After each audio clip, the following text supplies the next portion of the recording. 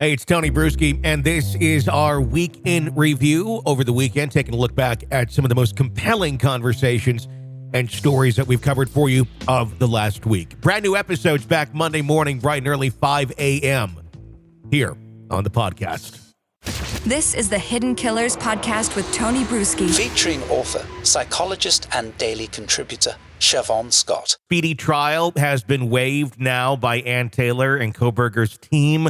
From here, there's obviously a lot of things that will happen. Off the top of your head, when you heard that and realized, okay, no more speedy trial, what came to your mind? What do you see happening next in the Bryan Kohberger case? It's what we had expected, what all the attorneys on TV had been saying would happen, that it wasn't going to actually go in October. I'm guessing that Bryan is sitting in jail and maybe not having a tremendous amount of fun there, but that on a psychological level, he's excited by all the attention. This is probably the most attention the guy has ever gotten in his life about anything. And he may actually be operating under the belief that he's going to beat the charges. And, I don't know that he's actually suffering right now. That's very interesting, because that's actually one of the things I wanted to ask you about very specifically is, what do you think is going through the mind of Bryan Kohberger right now? The trial date paused. He's in custody indefinitely while this all gets litigated. Is he enjoying the show? Yeah, that is my guess, that he is enjoying the attention, that he's plotting his strategy. He's thinking of ways he can maneuver with his attorneys and outwit, the evidence. And it's, unfortunately, the thing we know about people who commit murders like this, they tend to be reliving the fantasy over and over on a daily basis. So they're still getting this sense of a rush out of the crimes that they've committed. And it's not like a normal person who would really be frightened and anxious and worried about, oh my God, what if I spend life in prison or death penalty or whatever? He's probably not thinking about things like that right now. Who's in control here, do you think? Because we're now talking about, obviously, this could take years before this actually goes to trial. We've seen a lot of things, a lot of motions come out in this case thus far. Some of them seem to have some ground. A lot of them, quite honestly, seem to be rooted in fantasy, really just kind of throwing the kitchen sink at the wall. Who do you think is more in control of the motions here and the requests and all of that? Kohberger or Ann Taylor, or kind of a weird combination of the two, of Kohberger making demands and Taylor following through? Yeah, it's probably the combination of, she's willing to do anything that she can possibly do that's going to help here. And he's happy to have the game go on and make it as, elaborate as they can make it at this point.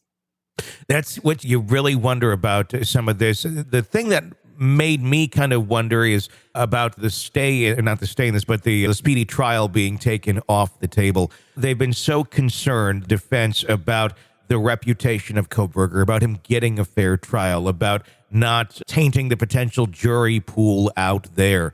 How does letting this drag on for potentially years affect that in a way that is positive for Kohberger, or does it not? Is this just kind of one of those trade-offs where, yeah, it's going to be more speculation out there, but we have more time to figure this out? Or does time also kind of lift the impact and maybe would work in their favor? What are your thoughts on that? Well, they must, be going on the assumption that it's going to work in their favor. And I don't know all the machinations that go on the legal end, but clearly they're going to do everything that they can come up with as a strategy. And I don't imagine that it would be possible to have any more publicity, cumulatively, really, than we've already had about it.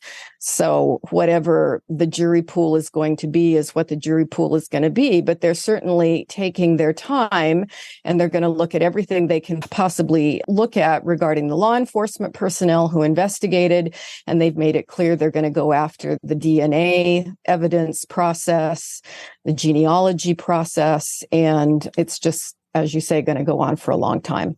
Could there be anything that they're waiting for to come forward in the defense of Kohberger by giving this more time? Obviously, there's more time for anything possibly to happen, but could there be people, I suppose the answer is could, yes, but is there is more the question, more time for people from his past to come forward that could possibly help him? High school, college, friends, things of that nature. We've heard quite a bit of negative come to the surface, not a whole lot positive thus far, though. Yeah, I think if there were much positive, that would have already been evident by now. And it seems like the longer it goes on, the more we hear weird stories, things that he did in school or ways he interacted with women or girls going back years. So it seems like in that way, I don't anticipate that there's going to be anything that looks tremendously good for him come out. But apparently they're willing to follow the course and to go ahead and look for anything they can look at with law enforcement or the DNA evidence and try to attack that way.